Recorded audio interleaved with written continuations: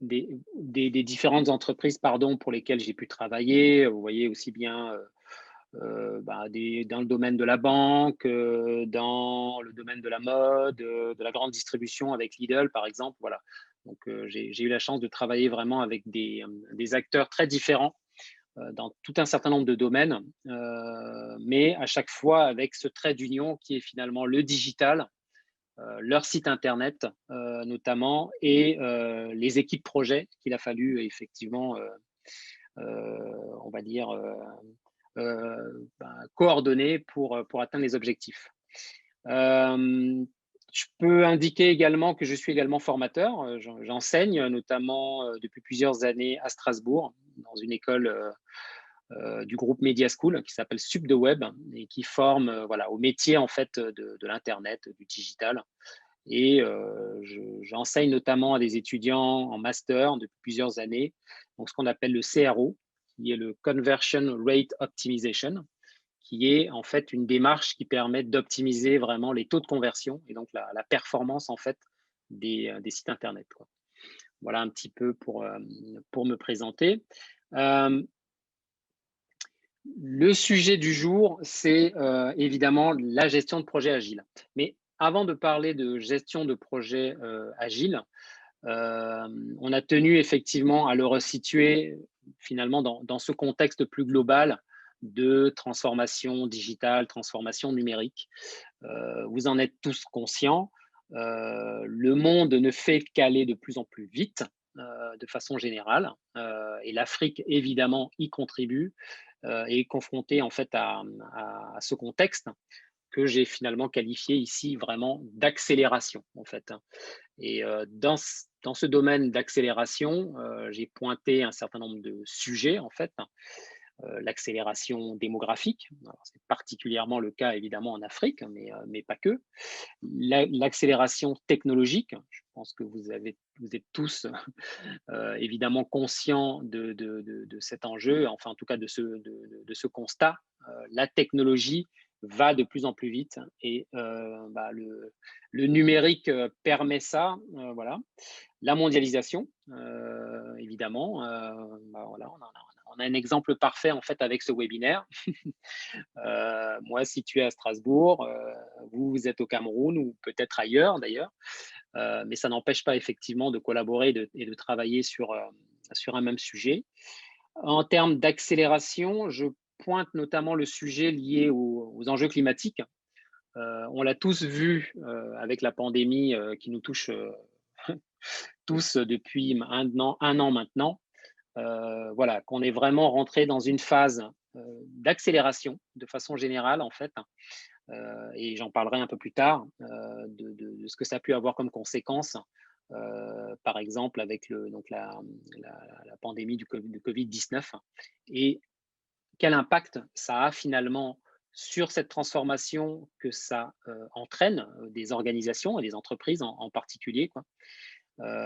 Et de ce que ça amène aussi finalement dans la façon de gérer un projet numérique ou quel qu'il soit en fait, hein. Là, ce dont on va parler ce soir, on va parler de gestion de projet.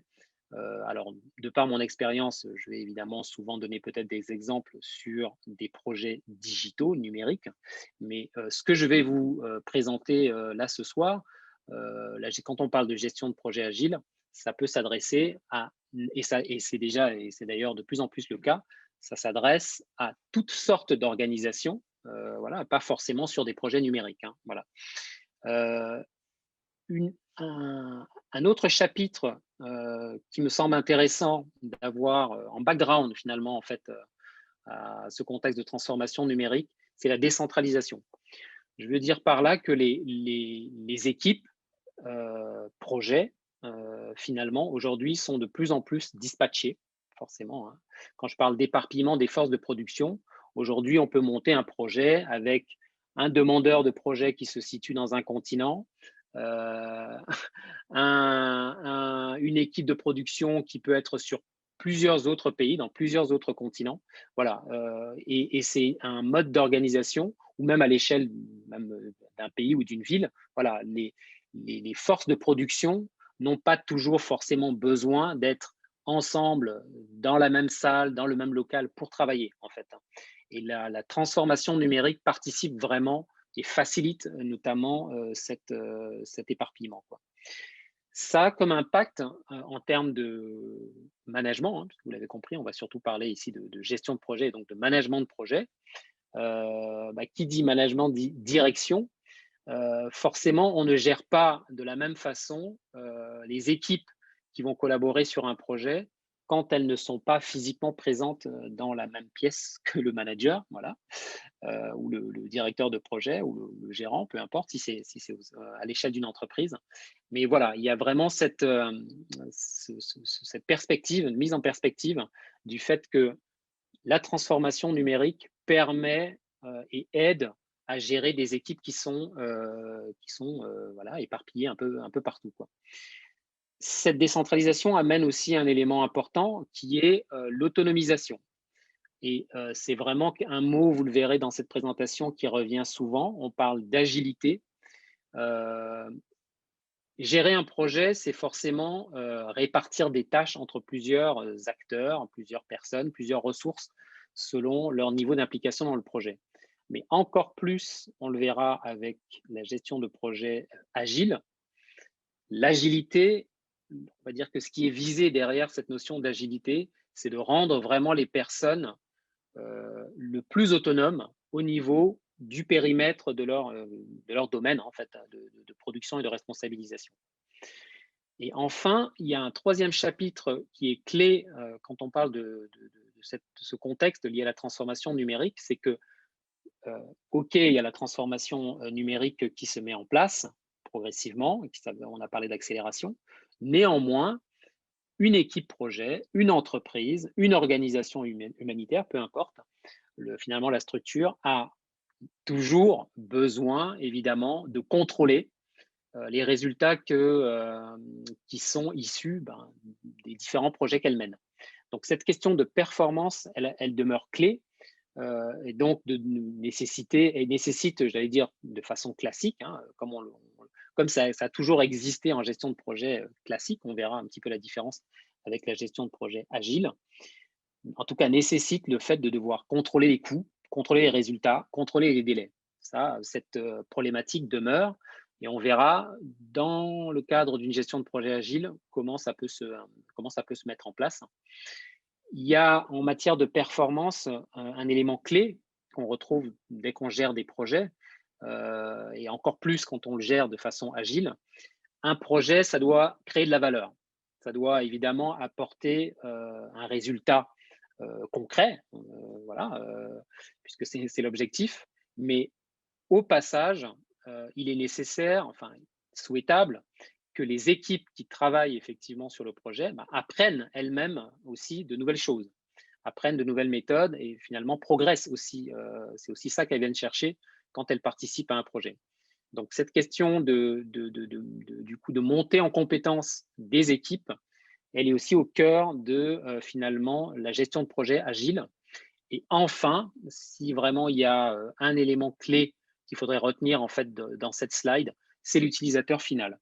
C'est peut-être finalement ce qu'il y a de plus différenciant pour ceux qui connaissent peut-être la gestion de projet traditionnelle. Quand on parle de agilité, gestion de projet agilité, on est vraiment dans cet objectif finalement de essayer de satisfaire au maximum l'utilisateur final du produit, du service, de la solution. Voilà, voilà un petit peu en préambule voilà, ce contexte que je voulais poser de transformation numérique, quoi. Alors, comme l'a expliqué Gabin, voilà, je déroule donc mes différentes slides. Je pourrais répondre aux différentes questions que vous avez. Néanmoins, Soël, peut-être tu m'interromps si il y a des personnes qui ont des questions précises peut-être sur le sujet que j'aborde à un instant T, quoi. D'accord, Eric, c'est noté. Voilà, je voulais vous présenter ensuite peut-être quelques exemples, toujours pour bien contextualiser les choses. Quand on parle de transformation numérique, de digitalisation, alors c'est le thème de la soirée, hein, gestion de projet agile dans un contexte de transformation numérique en Afrique. L'Afrique est déjà en marche et elle ne fait qu'accélérer. Juste pour peut-être rappeler l'ampleur que ça prend, voilà, là, je vous ai sorti quelques chiffres que j'ai récupérés dans un article de Jeune Afrique. Alors, on pourra vous partager les liens, évidemment, avec la présentation, si vous voulez en savoir plus. Mais c'est intéressant parce que j'ai ressorti en fait ce chiffre parce qu'il a le mérite finalement de bien pointer finalement déjà aujourd'hui où on en est en fait, hein, où en est l'Afrique, quoi. Et donc, dans cet article de Jeune Afrique, voilà, qui est assez récent, hein, je crois qu'il date du début de l'année, qui a recensé 640 pôles technologiques dans les différents pays africains et 500 entreprises. Voilà. En tout cas, pour ne parler que de services numériques ou de fintech, par exemple, un exemple. Mais c'est pour montrer que quand je parlais d'accélération et de digitalisation, l'Afrique est déjà évidemment très bien positionnée, mais est vraiment en train encore de s'accélérer, en fait. Et on va le voir, en fait, la, la gestion de projet agile, donc vraiment la façon de gérer son équipe projet, son projet dans ce contexte en fait dynamique, participe en fait finalement à cette marche africaine. Et c'est l'enjeu voilà, de la formation. Si vous voulez suivre effectivement la formation qui aura lieu donc début juin complète sur la gestion de projet agile, vous contribuerez évidemment à cette dynamique qui est déjà en place, quoi. Voilà. Un autre élément marqueur, quand je parlais d'accélération juste avant, et j'en ai parlé déjà un petit peu, le Covid-19, évidemment, la crise du Covid-19 a vraiment été un marqueur d'accélération, en tout cas alors sous la contrainte, hein, d'une certaine façon. Alors, on le voit sur la carte que vous avez à l'écran. Alors, c'est une carte qui donne le nombre total de cas de personnes contaminées par donc le virus Covid-19. Elle était relativement récente, hein. Là, c'est une capture d'écran que j'ai faite il y a quelques jours. Voilà, on voit évidemment qu'il y a un gros noyau, un gros foyer cluster, puisque c'est le terme qui est utilisé au niveau de l'Inde, mais on voit qu'il y en a évidemment aussi au Brésil, en Amérique. On voit que l'Afrique, sur cette slide, finalement, a été relativement épargnée, mais néanmoins a quand même aussi été touchée, hein, de très nombreux pays, et voilà, les choses évoluent, évidemment. Mais pourquoi je parle de Covid-19, c'est que avec cette pandémie qui a on va dire, eu pour premier impact d'empêcher les ressources hein, au niveau d'une entreprise de rejoindre leur lieu de travail, ou en tout cas de le complexifier, voilà, à favoriser et de façon brutale, ou en tout cas accélérer le fait de pouvoir travailler, de devoir, on va dire, travailler à distance, et néanmoins de garder une cohésion d'équipe, de garder néanmoins la tenue des objectifs. Il faut bien, voilà, quand je parle d'anticiper et d'assurer la continuité des services, malgré cette crise, il a bien fallu que les entreprises, que les organisations trouvent des moyens pour continuer à produire, à satisfaire leurs clients, leurs utilisateurs. Et la gestion de projet agile, on le verra, permet et facilite effectivement ce type d'organisation. Donc, quand je parle d'apprentissage, que voilà, ce Covid-19 a été un facteur d'apprentissage forcé, alors on a tous été voilà, quelque part victimes et pris de plein fouet en fait par cette crise, mais ça a cet avantage, voilà, un peu partout dans le monde, que ça a vraiment accéléré quand on parle maintenant de télétravail, par exemple. Je connais beaucoup d'organisations qui étaient encore jusqu'à l'année dernière très frileuses à proposer du télétravail à leurs salariés, leurs collaborateurs. Aujourd'hui, le débat est beaucoup moindre, même si bon, on sait qu'il y a des limites. Hein. On ne peut pas demander à un salarié de travailler intégralement, on va dire, en télétravail. Mais néanmoins, voilà, le Covid-19 a vraiment aidé à vraiment la prise de conscience que le numérique est voilà, la gestion de projet à distance permet de néanmoins continuer à travailler, à produire et à suivre, à tenir ses objectifs, quoi. Voilà.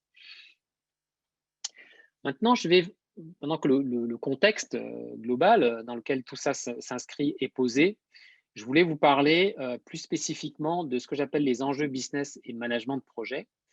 Euh, Globalement, au sein d'une entreprise, quand on parle d'un projet, la clé, ça reste évidemment de définir un objectif.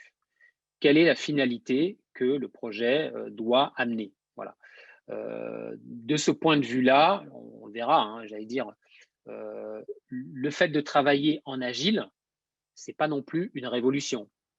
Le porteur du projet, le gérant, l'organisation, enfin peu importe, doit continuer à clarifier une stratégie, une stratégie pardon, et à définir des objectifs.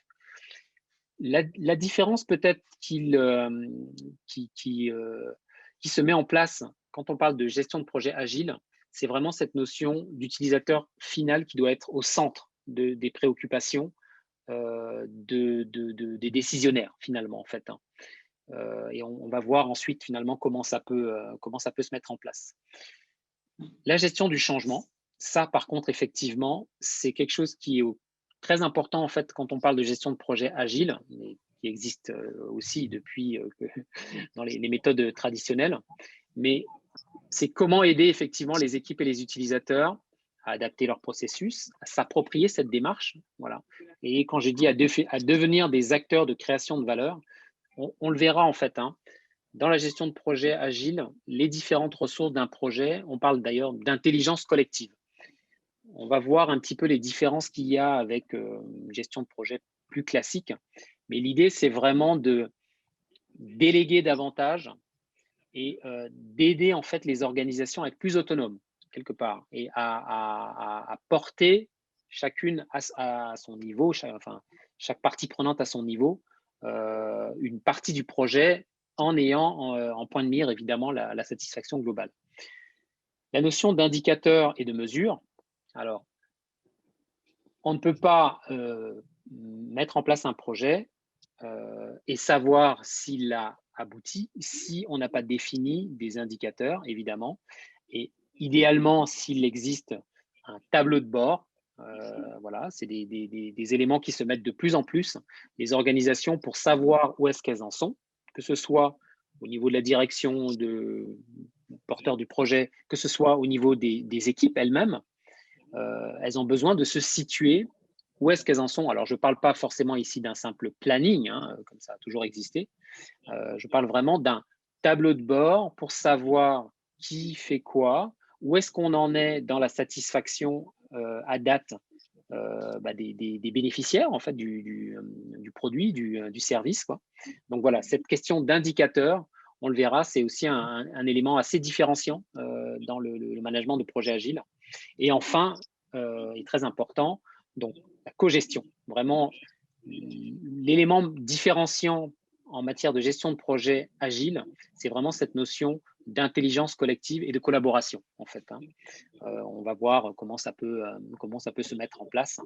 Et peut-être en synthèse, quand je parle de résultats rapides et adaptés plutôt qu'un projet sans fin, l'idée avec vraiment cette méthode, hein, c'est une méthode évidemment que chacun doit adapter à son niveau, c'est vraiment d'essayer d'aller le plus vite finalement à un résultat qui est exploitable et pas forcément de gérer un projet de façon traditionnelle pendant très longtemps en essayant d'avoir quelque chose de complètement fini mais qui va mettre très longtemps à sortir.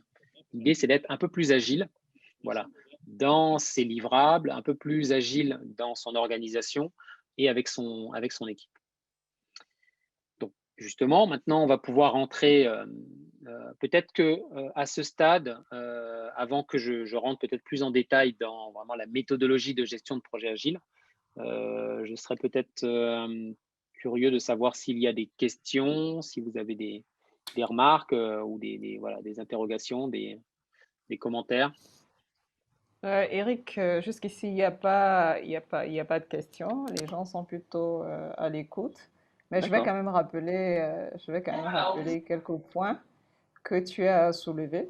tu allais très rapidement rappelant la question de transformation numérique, éparpillement des équipes à travers des équipes de production, à travers les villes, à travers les pays, en rappelant que l'agilité, c'est pouvoir autonomiser les équipes, et ça, c'est un besoin créé en tout cas dans notre environnement. Tu as parlé de monter en compétences et puis la recherche de la compétence, de la performance en tout cas des entreprises en mettant au centre le bénéficiaire final, en tout cas le, et dit que l'idée, en tout cas l'enjeu de cette méthode, c'est vraiment aller plus vite pour avoir des petits résultats concrets plutôt que d'attendre la finalité du projet et attendre que le résultat sorte en bout de course. Je pense que, je ne sais pas si j'ai résumé, mais toutes les personnes qui sont les personnes qui sont familières de la gestion de projet, même si ce n'est pas en mode agile, savent que le véritable problème de la gestion de projet, c'est ça. Donc, personne n'a réagi, tout le monde. L'une des préoccupations, c'est le partage de ta présentation. Je peux rassurer que pour peu que vous nous transmettiez vos adresses mail, cette présentation sera transférée. Et du coup, je pense que j'ai permis à Eric de souffler et qu'on peut vraiment entrer on peut vraiment entrer dans le dur Voilà, exactement. et parler justement des bénéfices de projets agiles. J'ai découvert cette méthode il n'y a pas très longtemps d'ailleurs avec toi, et je pense que, en tout cas, tous les participants, je conseille à tout le monde d'ouvrir bien les oreilles parce que je pense que c'est maintenant que tout se passe. Eric, je te rends le Ok, micro. merci Gavin. Donc, comme ça, j'ai pu souffler un petit peu. Donc, voilà, on va vraiment rentrer maintenant dans le vif du sujet, maintenant que le contexte et les enjeux sont posés. On va le voir, mais finalement, peut-être ce que vous avez à l'écran représente assez bien l'état d'esprit général de cette méthode de gestion de projet agile. Qu'est-ce qu'on voit en fait? Vous avez ces petites flèches circulaires, d'accord, qu'on voit qui se répètent.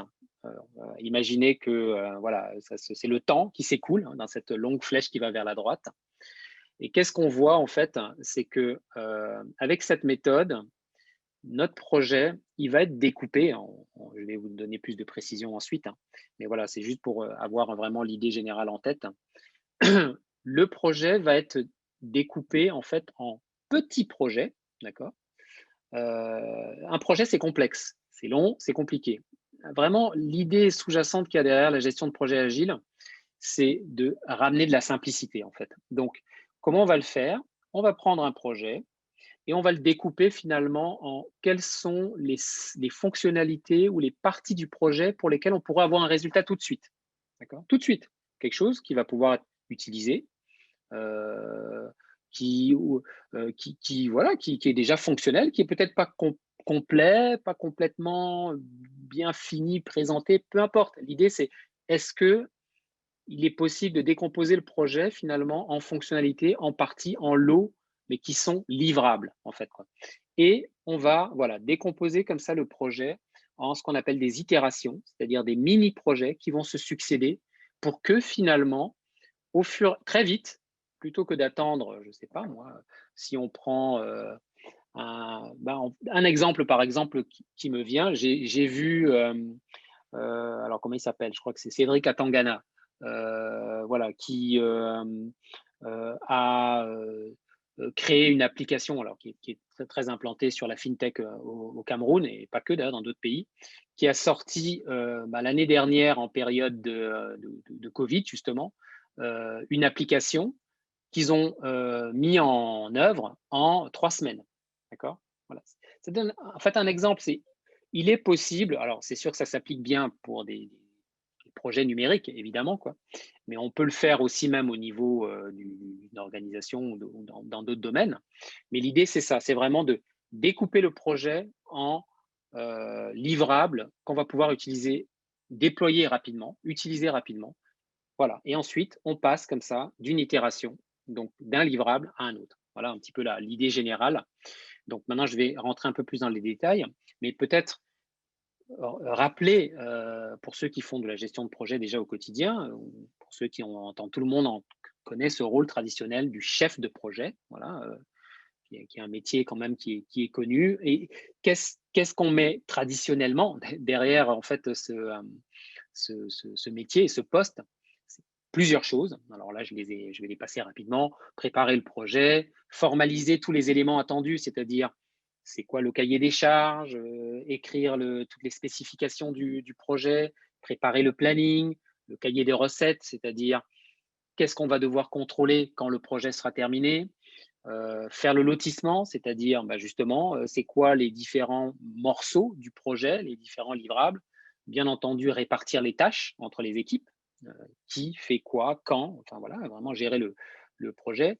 Gérer l'avancement du projet, évidemment, hein, c'est le pilotage, quoi. Où est-ce qu'on en est? Est-ce qu'on est en avance, en retard? Contrôler les coûts, les délais. Est-ce que la qualité des livrables est respectée? Animer la communication dans l'équipe. C'est une fonctionnalité qui est enfin, un aspect du métier qui n'est pas toujours le plus facile, puisque voilà, quand on gère une équipe projet, on gère de l'humain avant tout, hein. Il y a le projet, le produit final, mais la valeur, enfin la complexité, à mon sens, vient surtout du fait de gérer efficacement son équipe et donc gérer des humains. Donc il faut pouvoir communiquer, manager effectivement son équipe. Et enfin, donner vie au projet, c'est-à-dire vraiment l'incarner, accompagner son projet. Donc, on le voit dans le rôle traditionnel du chef de projet. Le chef de projet, c'est pour ça que j'ai souligné le mot chef.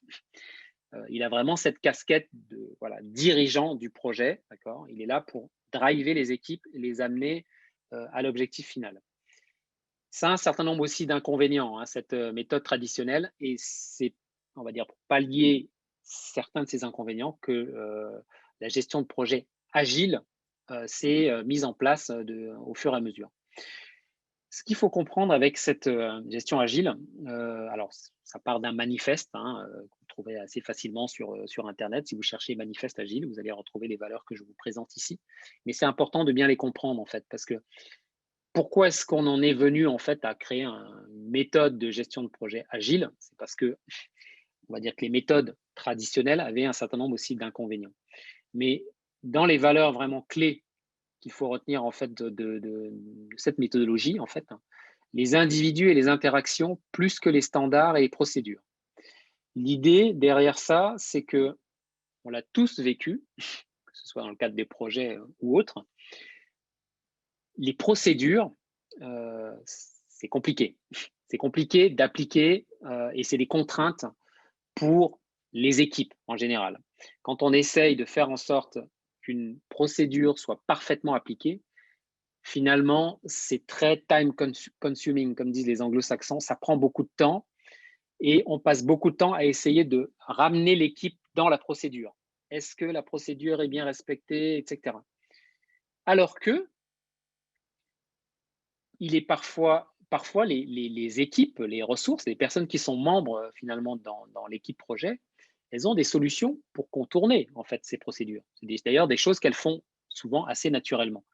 Ce qui est sous-jacent derrière en fait ce manifeste agile, c'est finalement de bénéficier de ça, enfin, ou de valoriser ça en fait. Alors il ne s'agit pas que ce soit le bordel entre guillemets, hein, mais il s'agit de si une procédure finalement est trop complexe, on essaye de suivre un projet en respectant une certaine méthode, mais finalement on se rend compte qu'on peut aller plus vite en travaillant différemment avec un autre outil. Voilà un exemple qui me vient, par exemple, vous utilisez tous, j'imagine, par exemple WhatsApp, peut-être dans le cadre de vos projets au quotidien, mais c'est pas grave. C'est-à-dire que c'est un outil qui permet de faciliter la collaboration, les interactions entre les individus. Voilà, c'est vraiment une idée clé aussi qu'il y a derrière ce manifeste agile en fait. Donc, c'est les individus qui ont le savoir-faire et c'est leurs interactions qui finalement fait la valeur du projet, moins que simplement un processus qui existe depuis longtemps ou avec une documentation très complexe dans laquelle il faut rentrer. Voilà, c'est vraiment une idée phare en fait de ce manifeste agile. Ensuite, il y a cette notion, un produit ou un service concret est plus pertinent finalement qu'un long projet. C'est un petit peu ce que j'expliquais au préalable, c'est-à-dire que il vaut mieux quelque part un projet pas tout à fait fini, mais avec des livrables, avec des parties de projet qui sont déjà utilisables. En fait, il vaut mieux qu'un projet livre finalement une partie des services, mais que ces services soient utilisés, plutôt qu'un projet qui s'arrête au bout de quelques mois, quelques années parfois, euh, parce qu'on a attendu, enfin essayé d'atteindre l'objectif final, c'est-à-dire d'avoir le projet vraiment complet. Ça, c'est une notion aussi très importante dans cette notion de manifeste agile. Alors attention, je ne suis pas en train de dire qu'il faut que, avec cette méthode, vous arrêtiez votre projet en cours. Pas du tout. Il s'agit simplement, c'est un état d'esprit, mais c'est aussi une façon de vraiment concevoir la gestion de son projet, hein, de façon générale. Comment je peux décomposer mon projet pour que rapidement, j'ai des choses qui vont pouvoir être utilisées par mes utilisateurs, les bénéficiaires, voilà. Et si le projet doit s'arrêter, c'est pas très grave. Il y a beaucoup de projets qui s'arrêtent pour plein de raisons, dépassement de coûts, plus de ressources, la technologie qui évolue. Mais avec cette méthode agile, ce qui est vraiment fondamental, c'est que quelque part, c'est pas très grave, entre guillemets, parce que les bénéficiaires auront eu assez vite une partie qu'elles utilisent, plutôt qu'attendre que vraiment tout le projet soit livré. Voilà. Et enfin, il y a vraiment cette notion de collaboration avec le porteur du projet ou le client. En fait, une autre valeur vraiment fondamentale dans ce manifeste agile, c'est que le demandeur du projet fait partie de l'équipe projet.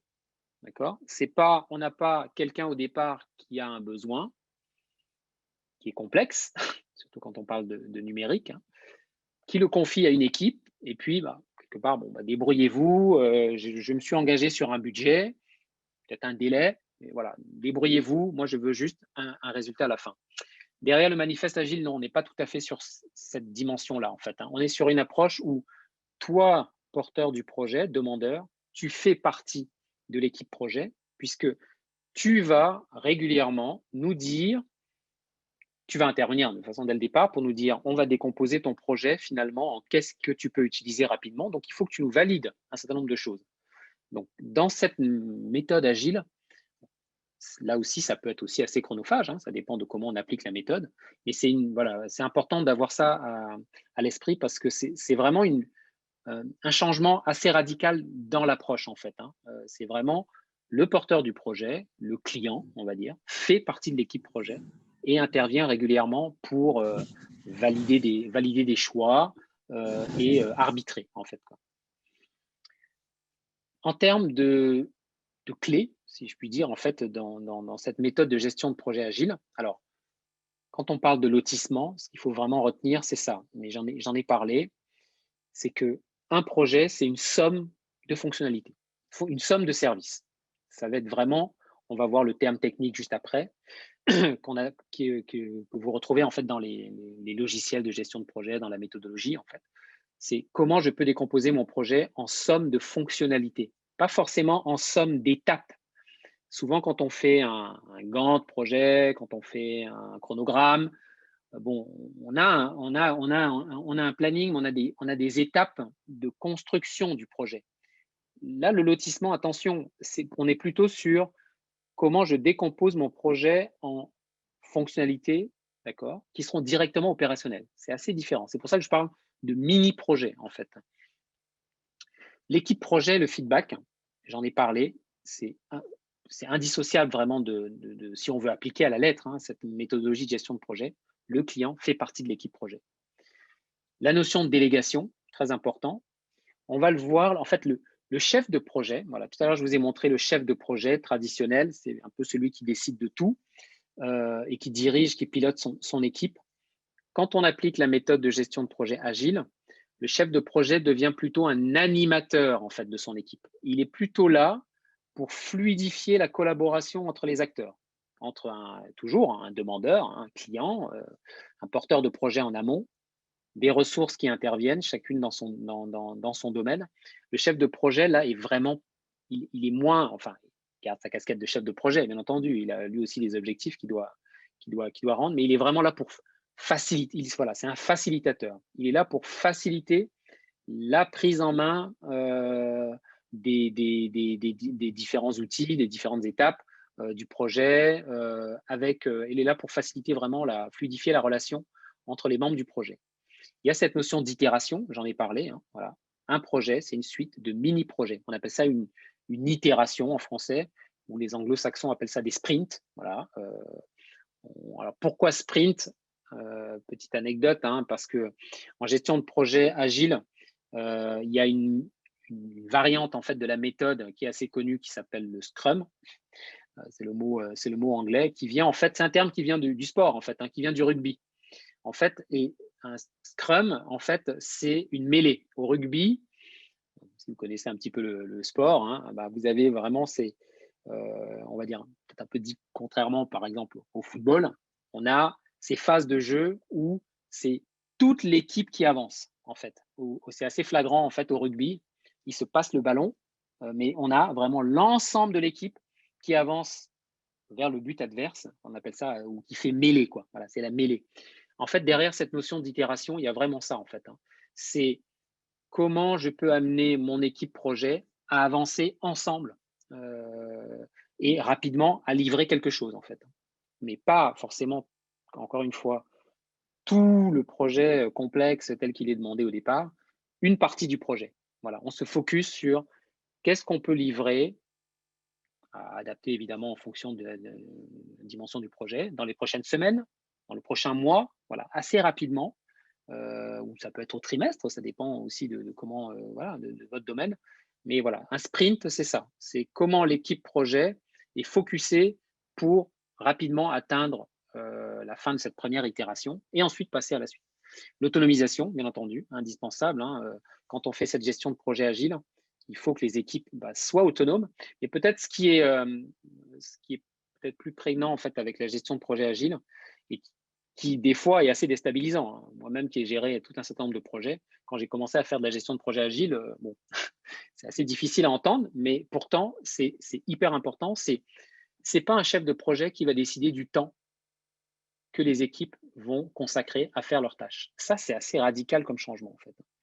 C'est, quand je parle d'intelligence aussi collective, voilà, en fait, c'est l'équipe, d'accord, c'est elle qui a le savoir-faire. Donc, c'est l'équipe projet qui régulièrement estime, en fonction de son avancement et en fonction de son savoir-faire, combien de temps il faut raisonnablement pour atteindre tel livrable et fournir tel rendu.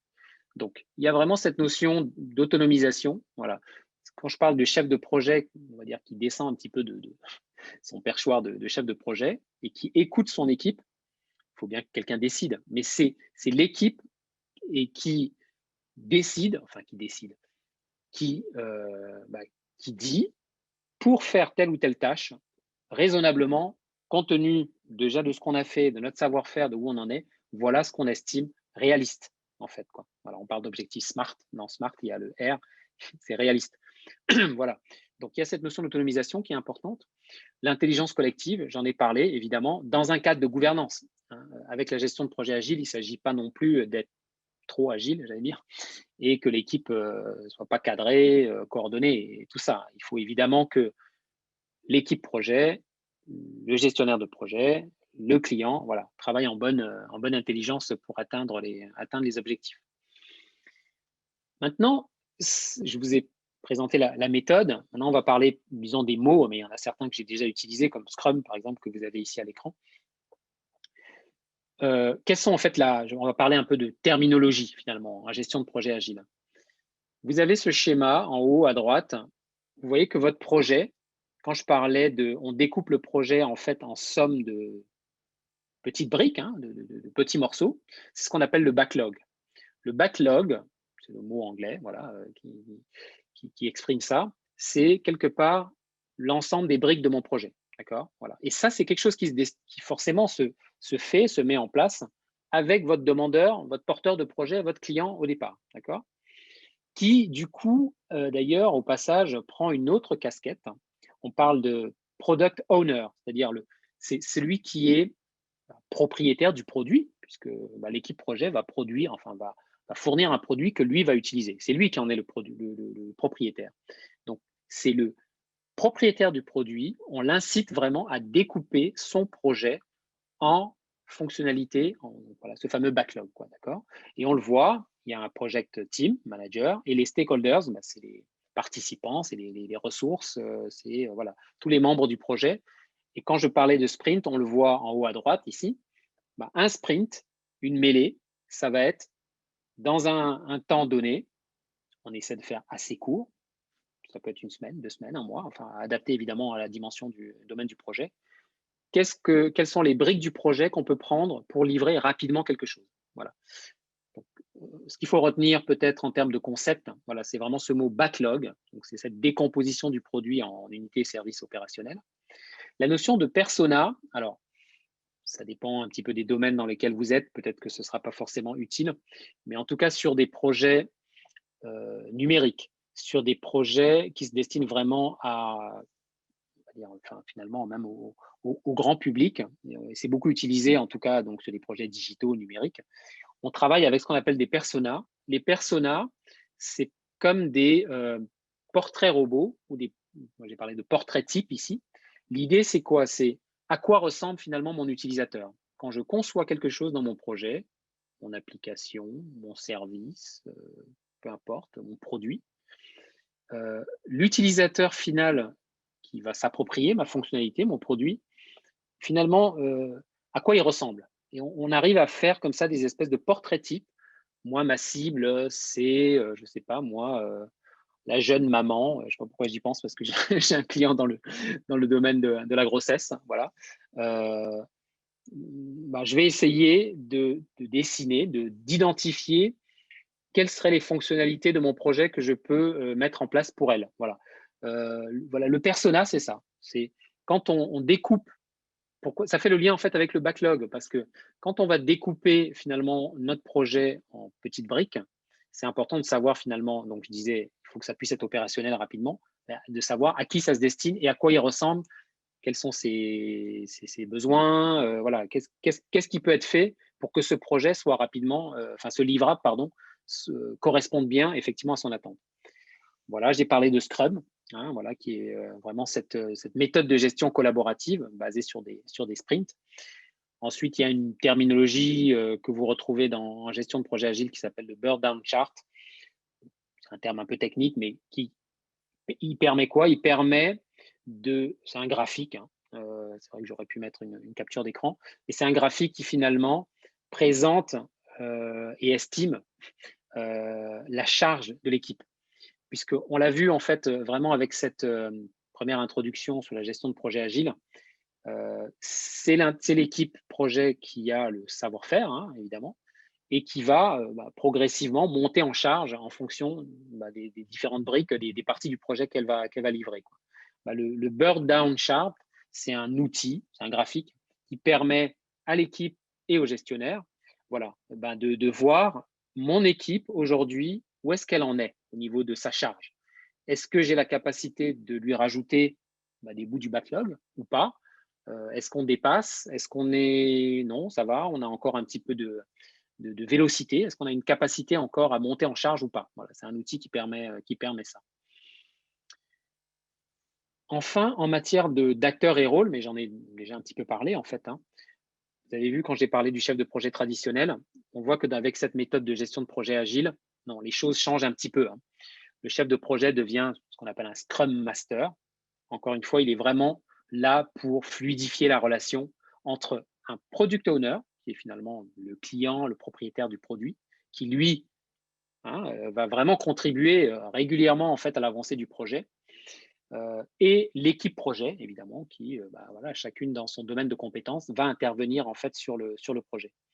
Donc, voilà, c'est parler un petit peu des termes, la terminologie dans cette méthodologie de gestion de projet agile. Voilà, retenir un petit peu ces notions de Scrum Master et de Product Owner, voilà, qui sont un petit peu différentes de ce qu'on voit d'habitude. Enfin, ce qu'il faut vraiment bien retenir, c'est que quand je vous parle de gestion de projet agile, c'est que c'est une méthode, bien entendu, et cette méthode, il ne s'agit pas de l'appliquer à la lettre. ça n'aurait pas beaucoup de sens. Chacun dans votre domaine, dans les projets que vous êtes amené à gérer, ou les managers de projets avec qui vous êtes amené à travailler, ça n'a pas forcément de sens d'appliquer parfaitement à la lettre tout ce que permet la méthode. C'est une méthode, voilà, on a vu, elle est issue elle essaie de pallier des inconvénients qu'a la méthode traditionnelle, on va dire. Voilà, elle essaie d'apporter aussi des nouveautés. Mais l'idée, c'est vraiment de s'approprier cette méthode, d'accord, et de l'adapter à vos process et à vos acteurs. Et non l'inverse, d'ailleurs. C'est important et je l'ai souligné ici dans cette slide. L'idée, c'est vraiment on adapte un processus aux personnes qui sont membres du projet et non l'inverse. C'est-à-dire, on n'essaye pas j'ai un processus, toi, ressource du projet, tu dois absolument rentrer dans ce processus. Avec la méthodologie de gestion agile, voilà, il s'agit d'être agile, justement, et d'essayer plutôt de valoriser chaque acteur pour trouver une façon de fonctionner efficace. Et enfin, très important, mais j'en ai parlé tout à l'heure, il ne s'agit pas non plus avec cette méthode d'être hyper agile et de changer tout le temps ou de laisser, j'allais dire, toute l'autonomie complète et dans tous les sens à son équipe projet.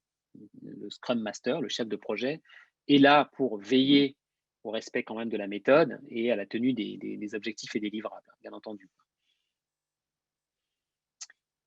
Voilà pour cette vraiment première introduction à la méthodologie de gestion agile. Alors, je ne sais pas si vous avez peut-être des questions avant que j'aborde concrètement les solutions technologiques qui existent.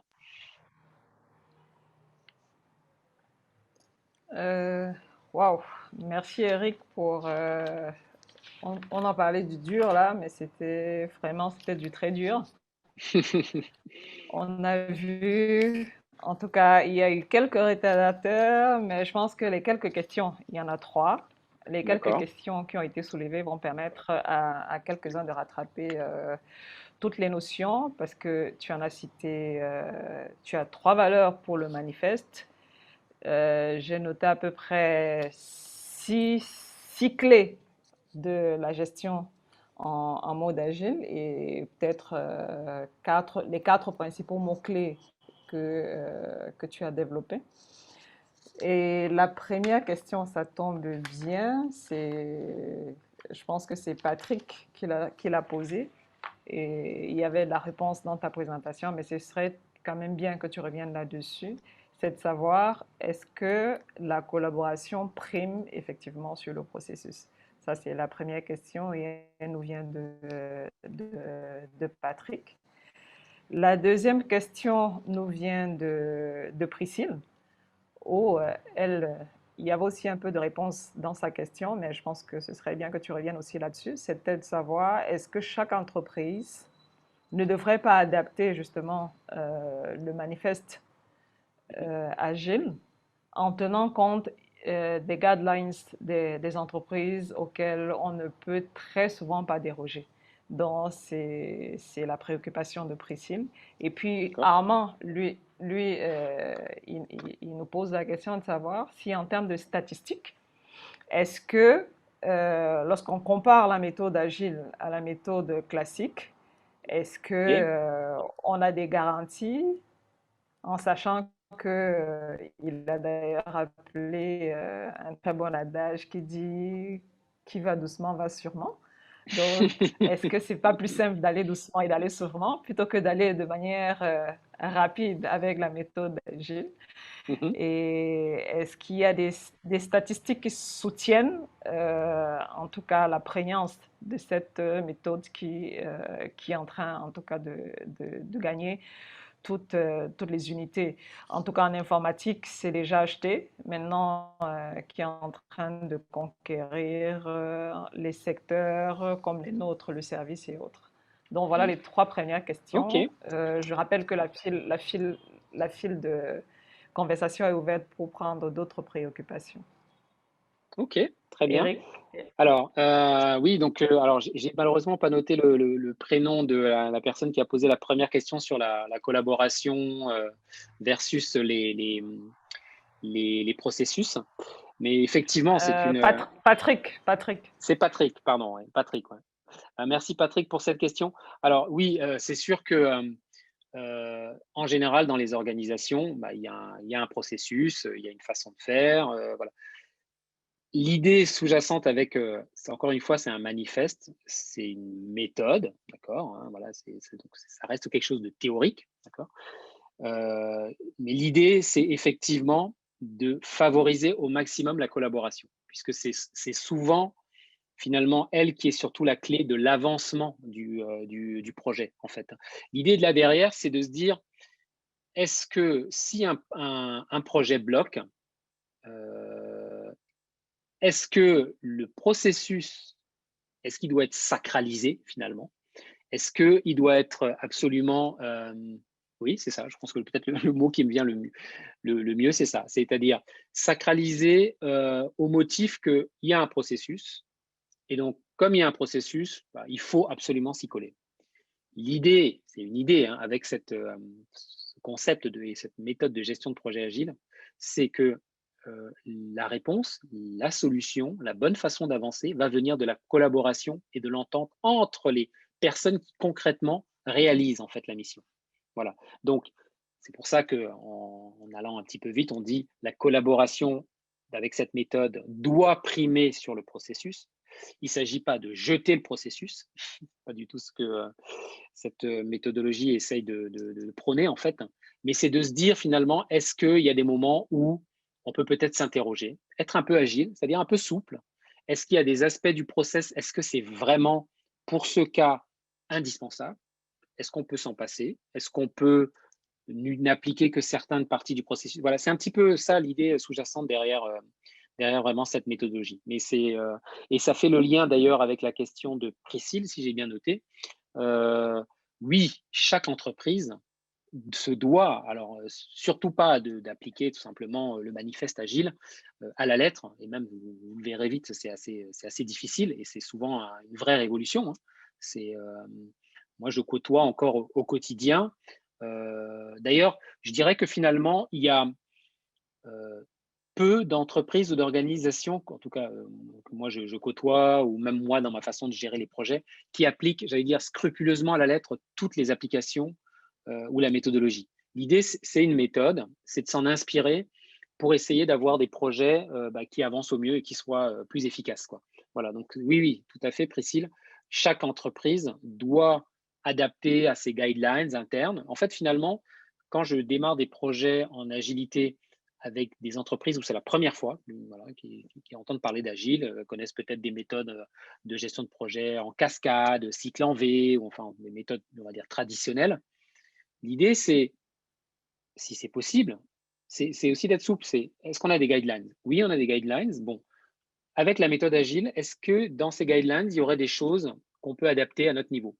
Oui ou non? Est-ce que c'est souhaitable, envisageable? Voilà, c'est juste poser peut-être ces questions en amont et ensuite essayer d'être souple, voilà, sur sa gestion. Voilà. Et enfin, Armand, qui demande s'il y a donc des statistiques, si j'ai des statistiques sur finalement, est-ce que la méthode de gestion de projet agile, j'allais dire, apporte des résultats en termes de réussite de projet. Alors, il peut y avoir plein d'indicateurs différents hein, quand on parle c'est quoi un projet réussi, d'accord? Alors, moi, j'ai pas de statistiques précises à vous donner. Même sur Internet, en cherchant, vous allez pouvoir en trouver aussi.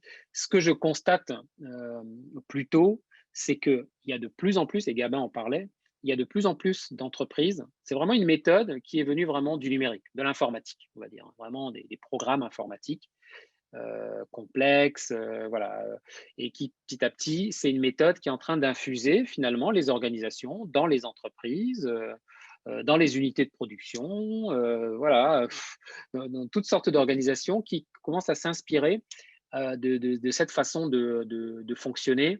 Donc, je n'ai pas de statistiques précises pour vous dire il y a plus de réussite de projets de façon générale avec cette méthode qu'avec les méthodes traditionnelles ou les méthodes que vous connaissez. Ce que je peux dire, c'est qu'elle apporte, à mon sens, un vrai plus, ne serait-ce que de s'interroger sur finalement la façon de travailler et comment est-ce qu'on peut l'améliorer. Et je veux pour preuve qu'il y a de plus en plus d'organisations qui adoptent cette approche. Encore une fois, c'est une approche, hein, vous avez vu. Voilà, mais encore une fois, c'est à vous, au sein de vos organisations, de vous poser la question, voilà, si cette méthode, c'est quelque chose qui peut être intéressant ou pas. Vous pouvez la tester. D'ailleurs, mon conseil, c'est souvent, évidemment, n'allez pas tester une méthode de gestion de projet agile sur un tout nouveau, très gros projet d'envergure, j'allais dire. Ça va faire beaucoup, enfin, quand on parle de courbe d'apprentissage pour l'équipe, pour le demandeur, pour l'équipe et tout ça, si vous souhaitez vraiment vous lancer avec cette méthode, essayez d'identifier un projet d'une taille qui vous paraît, voilà, il y a peut-être un peu moins de risques et on va apprendre à essayer d'infuser déjà dans ce premier projet cette méthode pour voir un petit peu comment ça se passe.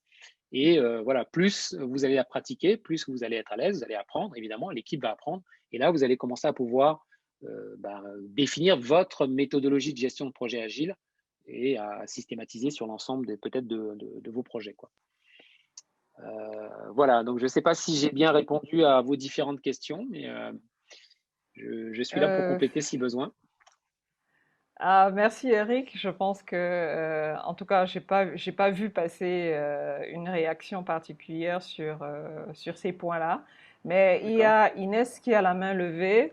Je pense que je vais lui passer la parole pour qu'elle intervienne. Elle a certainement une question pour toi. Inès, tu peux activer ton micro?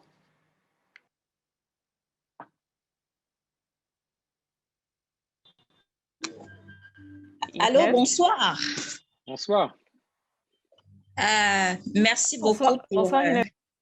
Bonsoir Gabin, bonsoir Eric. Merci pour cette présentation que j'ai pris en cours en réalité. Mais je pense que j'ai suivi l'essentiel de ce qui a été dit. Et pour moi, ce que je voudrais souligner ici, c'est pas vraiment une préoccupation, hein, Gabin, c'est peut-être une manière de voir les choses avec la solution agile. C'est qu'en fait, elle favorise l'innovation au sein d'une entreprise. Et effectivement, comme Eric l'a dit, il est souvent idéal de mettre en place cette stratégie pour des petits projets au sein de son équipe ou de sa structure.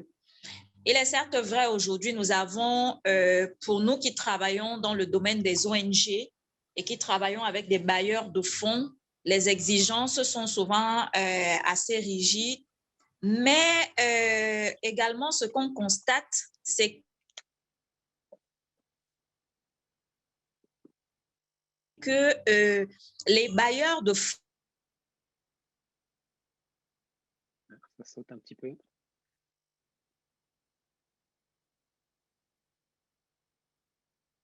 Alors, je suis désolé, je ne l'entends plus. Je ne sais pas si vous l'entendez aussi. C'est de se dire généralement que pour un certain nombre de projets, à un moment donné, on peut décider de procéder de la façon agile. Les procédures sont faites par des hommes et on peut également se remettre en question à un moment donné. L'idée ici étant de favoriser la mise en œuvre ou l'avancée de la mise en œuvre d'un projet. Donc, vraiment, la solution agile, moi, je suis très partante pour cette solution et de plus en plus, c'est vraiment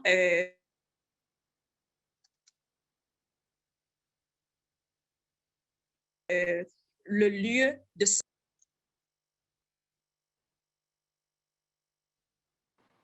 Merci pour cela. OK. Bah, Eric, tu as Merci. quelqu'un qui signe tout de suite le manifeste de la méthode OK, agile. Inès, je t'embarque dans l'aventure agile. C'est avec plaisir. Non, mais effectivement, merci pour, Ok, c'est cool. ta réaction. Et ça me permet effectivement, c'est vrai que de par mon univers, j'ai présenté peut-être plus des cas de projets dans le domaine du numérique, de l'innovation. Là, tu parlais des ONG. Moi, je suis persuadé effectivement que c'est une méthodologie en fait qui peut très bien s'appliquer en fait dans ce type de domaine.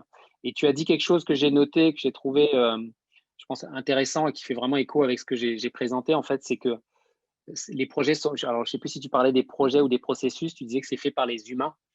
Il y a peut-être un mot à retenir finalement aussi derrière, j'allais dire, quand on parle de gestion de projet agile, c'est que cette méthode est, on va dire, montée en fait en puissance parce que justement les humains, on va dire, et je parle des équipes projets elles-mêmes hein, aussi, se sont rendus compte ou se rendent compte souvent effectivement que ces processus ou ces méthodes classiques, d'accord, qui existaient, qui existent encore, même si elles ont été faites au départ pour des humains, à un moment donné, il y a vraiment ce décalage entre un process, une documentation, un cadre et la capacité que l'humain, qui lui participe au projet, a.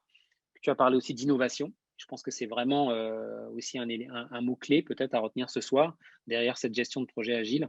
C'est que les humains au sein d'une équipe projet ont cette capacité d'innover aussi dans leur façon de gérer le projet. Et c'est souvent un moyen de susciter de l'adhésion, peut-être, à des personnes qui, bon, il y a un processus, ok, est-ce que je rentre dedans, je rentre pas dedans, voilà.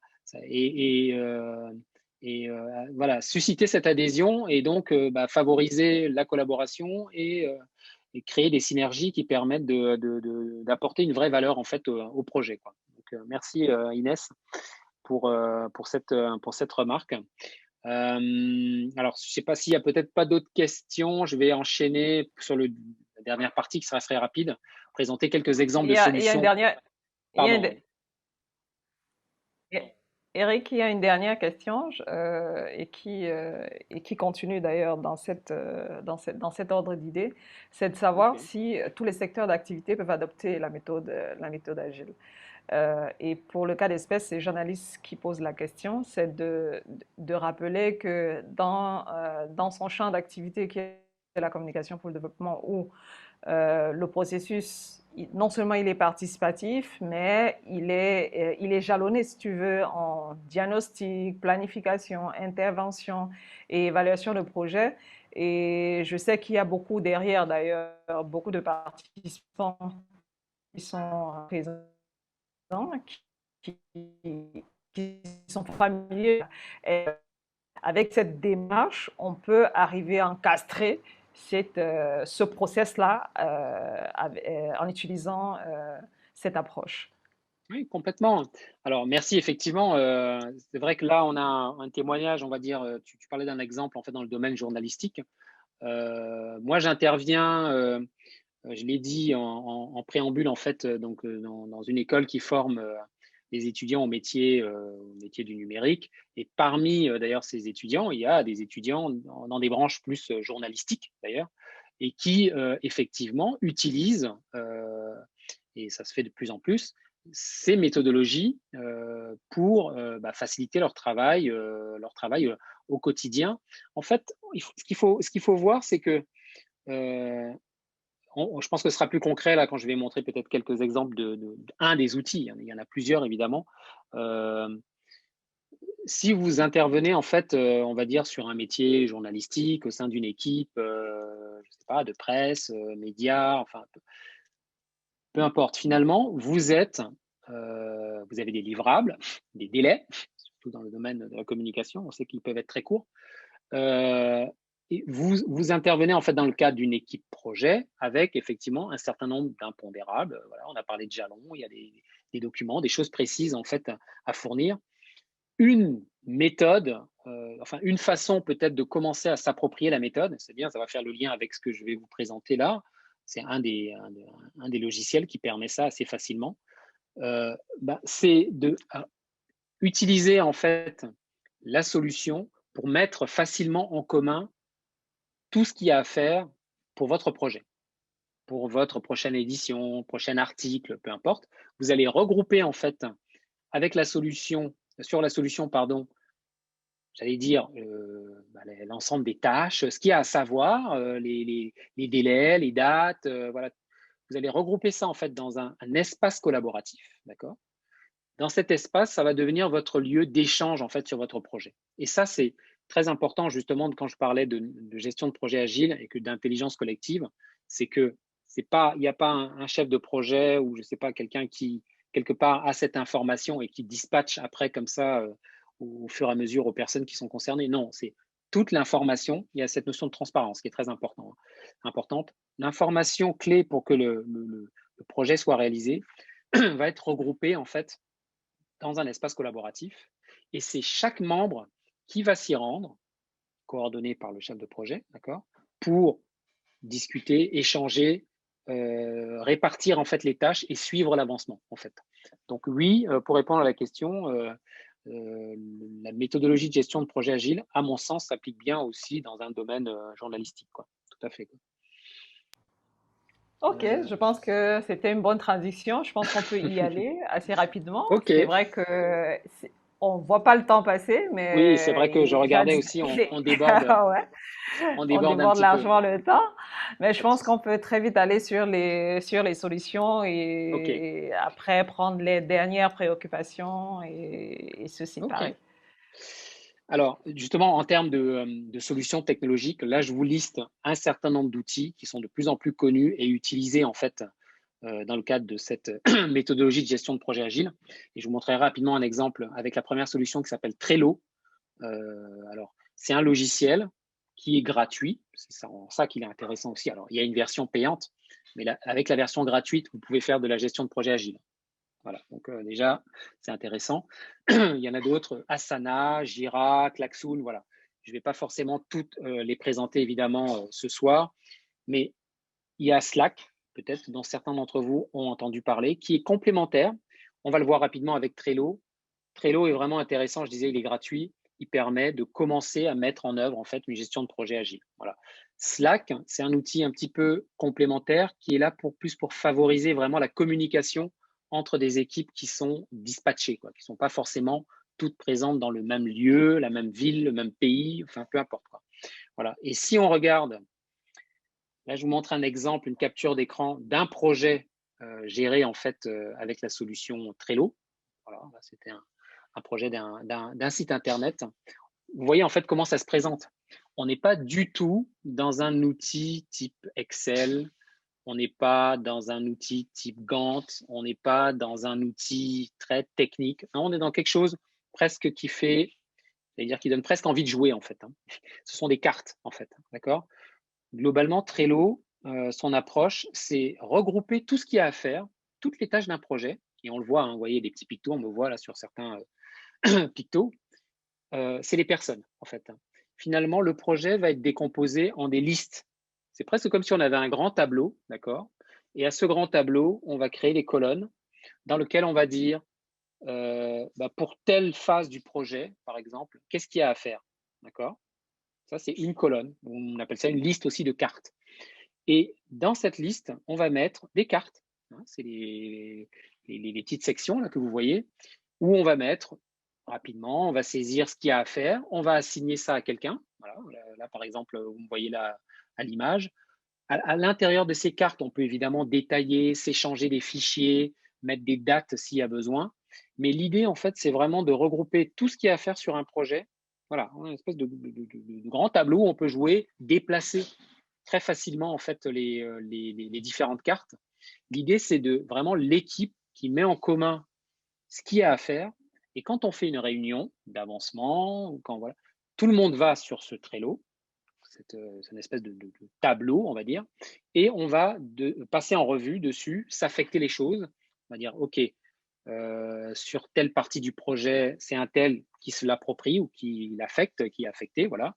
On va pouvoir s'échanger, comme je disais, des fichiers, mettre des dates quand même. Hein. On peut évidemment, ça reste un projet, donc il faut quand même définir des dates, des choses à faire. Mais ça permet d'avoir une vision très simple, très pédagogique, très intuitive en fait sur qu'est-ce qu'il y a à faire. Ce qu'il y a à faire en fait, c'est les différentes cartes et on voit très rapidement qui. D'accord. Une même personne évidemment peut être sur plusieurs cartes, mais l'idée et on peut déplacer comme ça les cartes dans ces listes. Alors les listes, vous les adaptez vraiment à votre projet hein, en fonction de vos échéances, en fonction des sprints par exemple, pour tel livrable, enfin voilà, pour telle fonctionnalité, voilà toutes les tâches qu'il y a à faire. On va créer une autre colonne pour un autre sprint, voilà. Et on va suivre l'avancement. Une fois que c'est terminé, on va la basculer dans une liste qu'on appelle terminée. On peut faire une liste de tout ce qu'il y a à faire en cours. peu importe. L'idée, en fait, avec vraiment le logiciel Trello, c'est que c'est vous qui définissez au sein de votre équipe, de votre entreprise, votre organisation, comment vous voulez vous organiser. L'outil n'est pas là pour vous dire voilà comment il faut faire. Non, il est là pour vous permettre de collaborer facilement et de vous répartir les choses. Donc moi, je trouve que c'est un logiciel qui est vraiment pertinent dans cette approche et il est gratuit. En tout cas, avec la version gratuite, vous pouvez gérer des très gros projets, croyez-moi. Donc, c'est intéressant et je vais vous montrer un exemple ici. Slack, rapidement, donc un produit plutôt complémentaire. On est plus là sur un outil qui permet d'éviter de surcharger les mails. Je pense que vous faites tous cette expérience au quotidien de la messagerie, des mails. Le mail n'est pas un outil de gestion de projet. Le mail est un outil, je fais passer une information, voilà. Mais la problématique qu'il y a souvent en fait avec les mails, c'est qu'on ne peut pas manager un projet avec des mails.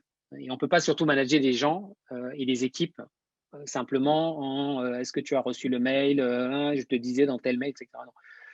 Ça, c'est limite. C'est bien pour certaines choses, mais ça, c'est limite. Et l'outil Slack, qui aussi, avec une version gratuite, permet déjà de travailler et de gérer des projets. Donc, il complète ce que fait, on va dire, Trello, qui est plus là en gestionnaire de projet. Slack, il est plus là pour permettre facilement à des gens de communiquer. C'est un peu comme un espèce de super WhatsApp, entre guillemets, mais WhatsApp sur lequel les conversations vont être regroupées dans ce qu'ils appellent des channels, c'est-à-dire des chaînes de discussion. Pour votre projet, vous avez besoin qu'un certain groupe de personnes collaborent ou échangent. Ils vont forcément discuter sur un certain sujet. Et ben, vous créez un channel, voilà, et vous allez inviter les personnes qui ont besoin d'échanger à ce channel-là, et ainsi de suite.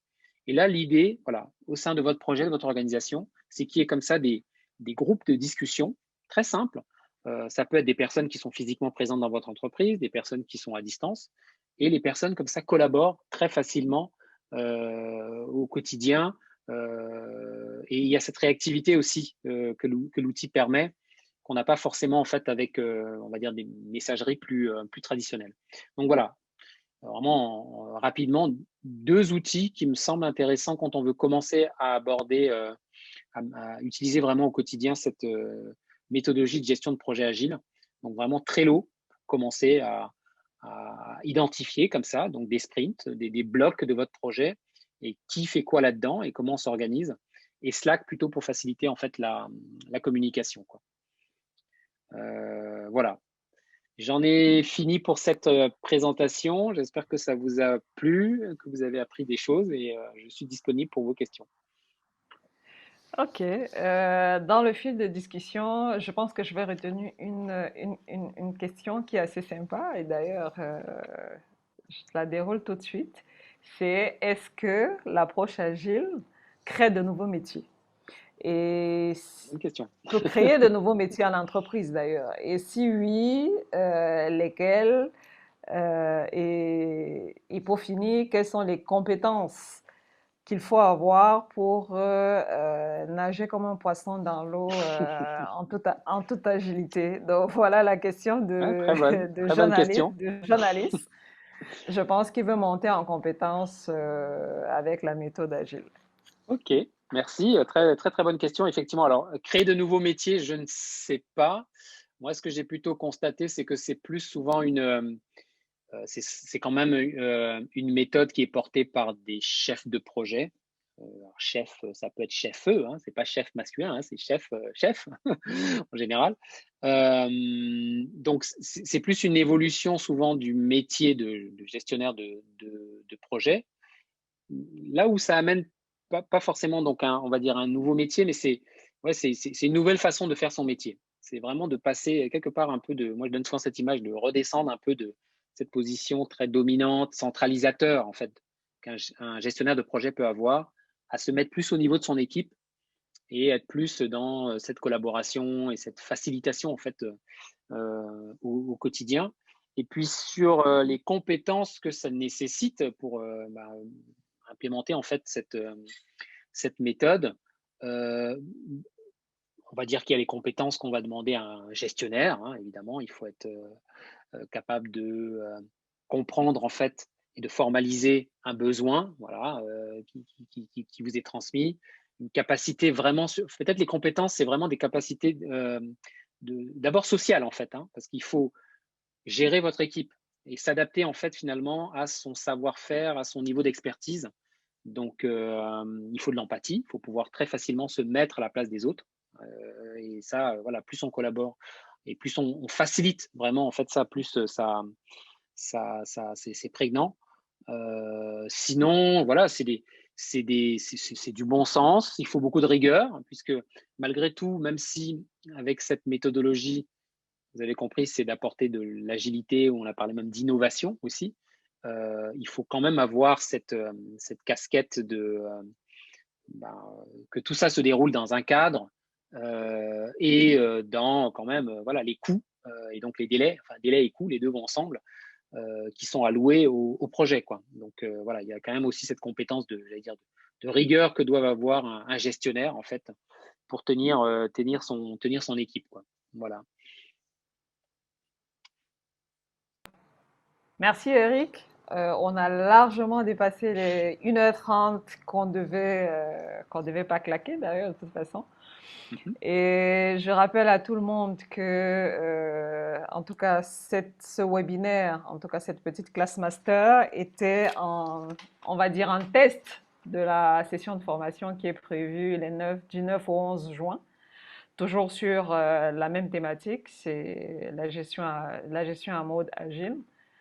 Je remercie tous les participants qui ont tenu jusqu'à la fin, il y en a encore beaucoup. Je remercie je ne vais pas citer tous les noms, il y a une vingtaine, nous sommes encore une vingtaine en ligne. Je remercie tout le monde d'avoir participé, mais pour le mot de la fin, je vais passer la parole à Soel.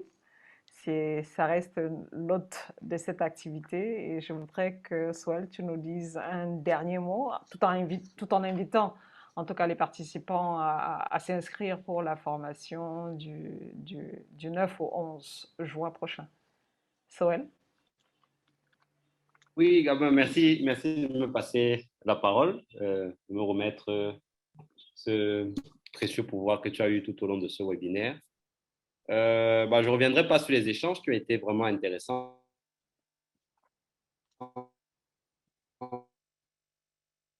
Riche. J'étais déjà un peu familier de la méthode. Je crois déjà dans 2 semaines. On en apprendra encore un peu plus. Donc, on va inviter nos participants à se rendre sur notre site internet, qui, je rappelle, est le www.itc-formation.cm. Vous le trouverez sur le fil conversation. Et voilà, dessus, vous pourrez télécharger notre catalogue et puis avoir le détail pédagogique, entre guillemets, de notre prochaine formation, mais qui en réalité sera une formation qui fera écho à ce webinaire et pour laquelle Eric sera l'un des co-formateurs. Donc, je vais remercier une nouvelle fois Eric pour la générosité de toute la connaissance transmise ce soir, parce que tu as été vraiment exhaustif. Je ne m'attendais pas à ce que tu sois aussi long, mais c'était très bien. C'est ce qu'on attend de nos speakers. Là, on en est sur le deuxième webinaire thématique. On en aura un troisième qui s'organisera sûrement, je pense, en septembre.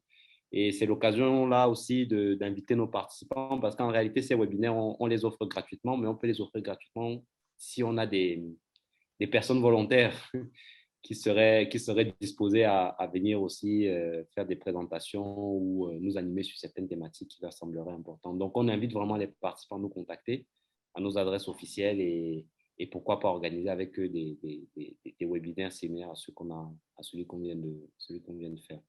Donc, je vais également remercier Gabin, qui est l'exécutif du cabinet Interactive Consulting, qui est en fait la maison mère de Interactive Training Center, qui, on le rappelle, est une business unit spécialement dédiée à la formation professionnelle continue.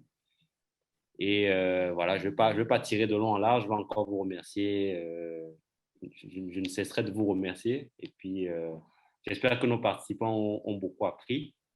Et pour avoir la présentation, là, encore une fois, dans le fil de conversation, on vous a mis le contact officiel. Donc, c'est contact@itc-formation.cm. Donc, n'hésitez pas à nous faire un petit mail. Comme ça nous permet de vous enregistrer quelque part et d'ici la fin de la semaine, à vous faire un mail avec la présentation et peut-être d'autres informations utiles, notamment le replay qui sera également disponible dans les prochains jours sur nos pages officielles, que ce soit Interactive Consulting, Interactive Training Center ou notre chaîne YouTube et même LinkedIn sur lequel on est également.